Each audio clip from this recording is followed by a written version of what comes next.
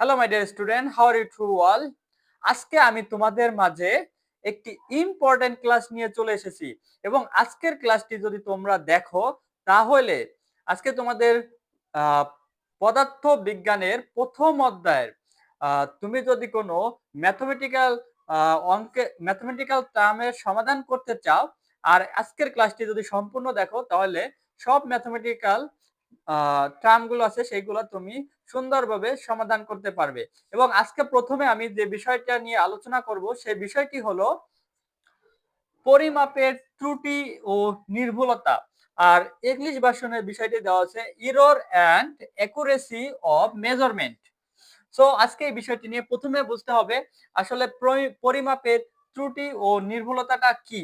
পরিমাপের ত্রুটি হলো কেন, এখন আমরা যদি কোনো কিছু মেজারমেন্ট অথবা কোনো কিছু লেন্থ মেজারমেন্ট করি, দেখা যাচ্ছে আমাদের এখানে যদি আমাদের মেজারমেন্টের ত্রুটি থাকে অর্থাৎ মেজারমেন্টের ভুল থাকে, যে যেমন আমরা যদি জিরো থেকে জিরোর আগে বা পরে দেখি এটা একরকম ভুল, আরো থাকতে পারে আমাদের এই যে স্কেলের লিমিটেশন থাকতে পারে, এইগুলা এক একটা ত্রুটি।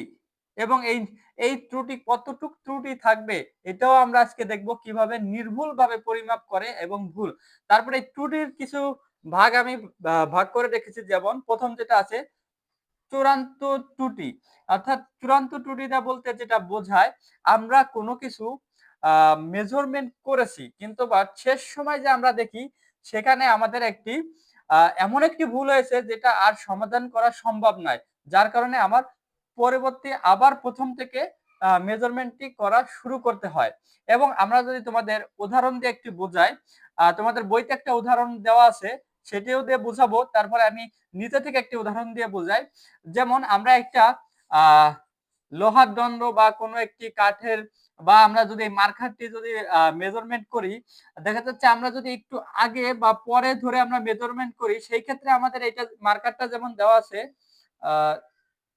9 দেওয়া আছে, এখানে যদি আমরা একটু আগে ধরি তাহলে দেখা যাচ্ছে আমাদের এখানে আমরা যেটা পাবো 8.5 মিলিমিটার, অথবা আমরা পেতে পারি একটু আগে যদি ধরি এখানে আমরা তাহলে পাবো 9 মিলিমিটার। এই যে আমরা আগে পরে ধরে যদি আমরা মেজারমেন্ট করি এখানে দেখা যাচ্ছে যে আমাদের এই যে একটা ত্রুটি থাকে, এই ত্রুটিটা আসলে আমাদের মেজারমেন্ট করার পরে আর সমাধান করা সম্ভব না, কিন্তু আমাদের ফের নতুন করে আবার সঠিকভাবে ধরে মেজারমেন্ট করা করতে হবে, করা যাবে বা করতে হবে, তাহলে আমাদের এই যে ভুলটা বা এই যে ত্রুটিটা, এই ত্রুটিটাকেই বলে চূড়ান্ত ত্রুটি। তোমাদের বইতে যে উদাহরণটি দেওয়া আছে এখানে আমি একটা ছবি ড্রয়িং করে রেখেছি। ছবিটি যেখানে দেওয়া আছে একটা বস্তু, সেটার আমাদের যে স্কেলের সাথে দেওয়া আছে এবং স্কেলটা আমাদের দেওয়া আছে মিলিমিটারে, মিলিমিটার স্কেলটি দেওয়া আছে মিলিমিটারে। অর্থাৎ এখানে দেখা যাচ্ছে আমাদের যে বস্তুটি দেওয়া আছে বস্তুটি এখানে আমরা 1 2 3 4 5 6 7, এখানে 7 থেকে বেশি কিন্তু 8 থেকে কম। এই যে আমরা এই বস্তুটি যদি পরিমাপ করি এখানে আমাদের স্কেলের যে ত্রুটি বা ইরর, এই ইররের কারণে আমরা এই বস্তুটি সঠিকভাবে আমরা পরিমাপ করতে পারবো না। তাই আমরা এখানে সম্ভাব্য যেটা ধরে নিতে পারি, এখানে আমরা ধরে নিতে পারি 8 8 প্লাস 8 প্লাস 0 পয়েন্ট, সরি এখানে 8 প্লাসও ধরে নিতে পারি, 8 মাইনাসও ধরে নিতে, 8 প্লাস মাইনাস 0.05 মিলিমিটার। এখানে আমরা 8 পয়েন্ট প্লাস মাইনাস 0.5 ধরে নিব কেন? কারণ দেখো এটা তোমার আহ, এই যে আমরা যে বস্তুটি আছে এই বস্তুটি 8 এর থেকে বেশিও, মানে 8 এর থেকে বেশিও হতে পারে আবার কমও হতে পারে যদি আমরা মেজারমেন্ট করি, যার কারণে আমরা প্লাস মাইনাস দুইটাই ধরে নিয়েছি। এখন যদি আমরা ধরি এখানে যদি এখন আমরা যদি দেখি তাহলে আমরা কি দৈর্ঘ্যটি কি পেতে পারি, বস্তুটির দৈর্ঘ্যটি পেতে পারি সম্ভাব্য যেটা আছে দৈর্ঘ্য, দৈর্ঘ্যটি আমরা পেতে পারি 7.5 মিলিমিটার, অথবা অথবা মিলিমিটার থেকে থেকে থেকে 8.5 মিলিমিটার।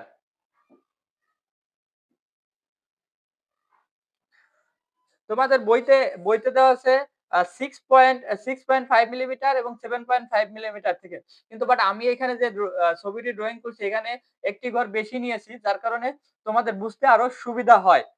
সো এখানে যদি আমরা এখান থেকে যদি বিয়োগ করি, তাহলে দেখা যাচ্ছে যে আমাদের 8.5 মাইনাস 7.5, এটা যদি আমরা বিয়োগ করি তাহলে দেখা যাচ্ছে আমাদের যে এক ঘর এই যে কম বেশি হবে, 1 ঘর আমাদের এখানে কম বেশি হবে। সো আমাদের এই যে প্লাস মাইনাস এই যে 5 0.5 আছে, এই প্লাস মাইনাস 0.5 টি হলো কেন আমাদের চূড়ান্ত ত্রুটি। এই চূড়ান্ত ত্রুটি বা অ্যাবসোলিউট এরর। সো আমরা এখানে দেখতে পারি যে অ্যাবসোলিউট এরর মানে যে বিষয়টা বোঝায় যে আমাদের কোনো কিছু পরিমাপ করলাম, পরিমাপ করার পরে ওইটা আর ভুলটা সংশোধন করা যায় না, পুনরায় আবার পরিমাপ করতে হয়, সেটা হলো কেন আমাদের অ্যাবসোলিউট এরর বা চূড়ান্ত ত্রুটি।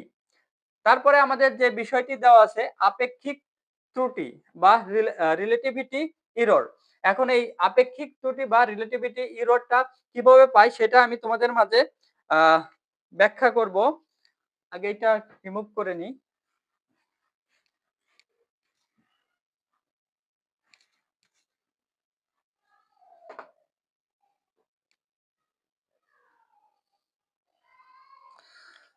আপেক্ষিক এরর বা রিলেটিভিটি এরর বা আপেক্ষিক ত্রুটি, এটার জন্য আমাদের প্রথমে যেটা করতে হবে,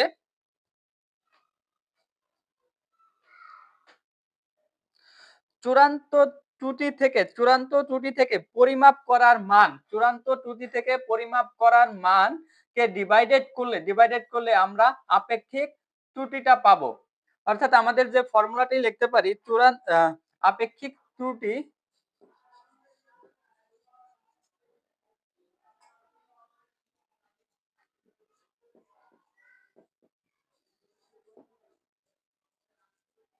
আপেক্ষিক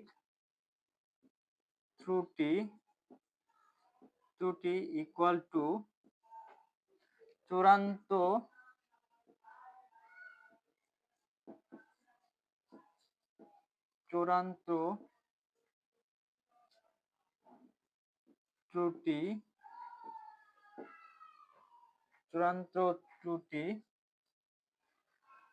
ত্রুটি ডিভাইডেড পরিমাপ করা মান,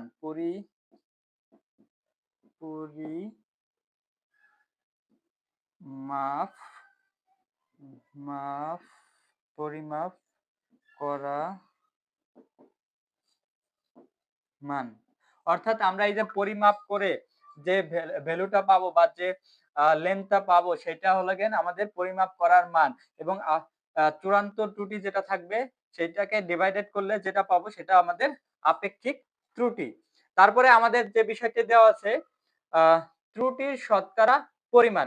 এখন ত্রুটির শতকরা পরিমাণ হলো গেন যেটা এই যে চূড়ান্ত ত্রুটি যেটা ফলাফল পাবো, আমরা এই যে চূড়ান্ত ত্রুটি যে ফলাফল পাবো সেটার সাথে 100 দিয়ে মাল্টিপল করলে, 100 দিয়ে এটার সাথে যদি আমরা 100 দিয়ে মাল্টিপল করি তাহলে আমরা ত্রুটির শতকরা পরিমাপ পাবো।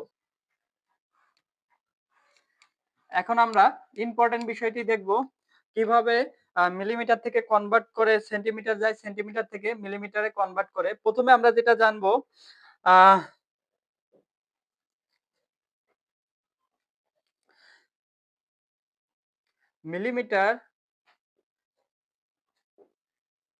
মিলিমিটার টু মিটার, দেন আরেকটা মিলিমিটার টু সেন্টিমিটার, আরেকটা দেওয়া আছে সেন্টিমিটার স্কোয়ার,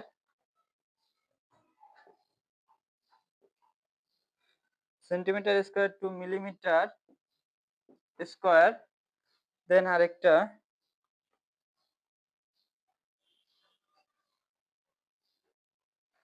মিটার কিউব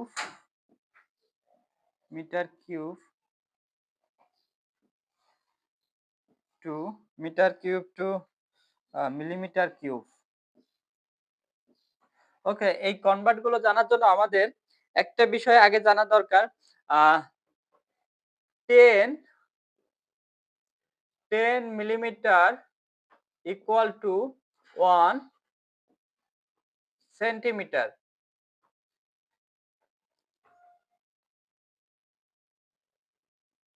ওকে, এখন আমরা যদি দেখি, প্রথমে এটা দেখি millimetre to centimetre.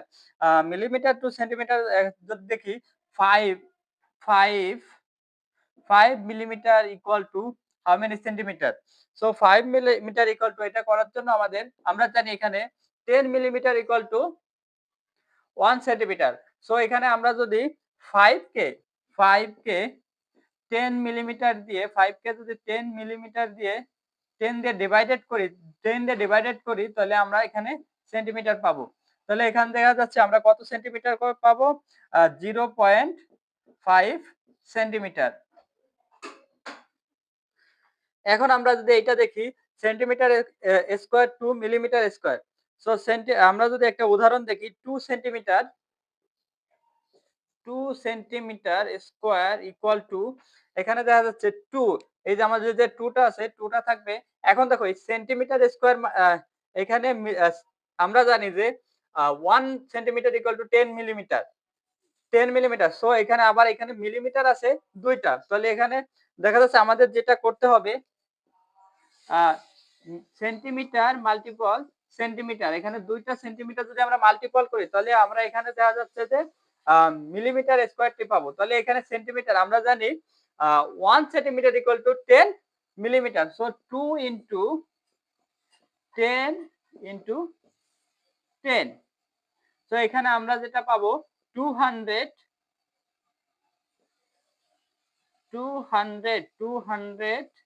Millimetre square. এখন আমরা দেখব মিলিমিটার থেকে মিটারে কিভাবে কনভার্ট করে। আমরা জানি 1 metre equal to 1 metre 1 metre equal to 1000 millimetre. So এখানে আমরা যদি একটা एग्जांपल দেখি, 5 millimetre equal to how many metre. So এটা করার জন্য আমরা 5 কে 1000 দিয়ে ডিভাইডেড করব, তাহলে আমরা এটা মিটারে পেয়ে যাব।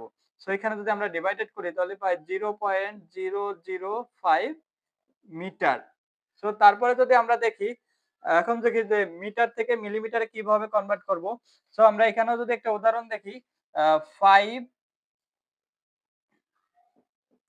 5 মিটার কিউব ইকুয়াল টু, এখানে যদি আমরা 5 টাকে নিব আগে, তারপরে into metre into metre into metre. So এটাকে আমরা যদি এইভাবে ইনটু করি, তাহলে আমরা এখানে অটো জানি যে 1 metre equal to 1000 millimetre. So এখানে আমরা 5 ইনটু 1000 ইনটু 1000 ইনটু 1000। সো এটাকে মাল্টিপল করে আমরা যেটা পাবো সেটা হবে লাগেন এত মিলিমিটার। সো এখানে আমরা পাবো 500,000,000,000 millimetre cube. So my dear student, এই যে বেসিক যে মিলিমিটার, প্রথম আমরা যেটা করেছি মিলিমিটার থেকে সেন্টিমিটারে কনভার্ট করেছি। তারপরে আমরা যেটা করেছি সেন্টিমিটার থেকে সেন্টিমিটার স্কয়ার থেকে মিলিমিটার স্কয়ারে কনভার্ট করেছি। তারপরে যেটা আমরা করেছি মিলিমিটার থেকে মিটারে কনভার্ট করেছি। তারপরে আমরা যেটা করেছি মিটার কিউব থেকে মিলিমিটার কিউবে করেছি। তোমরা যদি এইগুলো বুঝতে পারো, আশা করি সবাই বুঝতে পেরেছো। আর এইগুলো যদি সুন্দরভাবে বুঝতে পারো, তাহলে প্রথম অধ্যায়ের যে ম্যাথের সমাধানগুলো আছে বা ম্যাথ যেগুলো আছে সেইগুলো সুন্দরভাবে সমাধান করতে পারবা এবং সঠিকভাবে করতে পারবা। আশা করি আজকের ভিডিওটি সবাই মনোযোগ সহকারে দেখবে। দেখা হবে পরবর্তী ক্লাসে। সেই পর্যন্ত সবাই ভালো থাকো।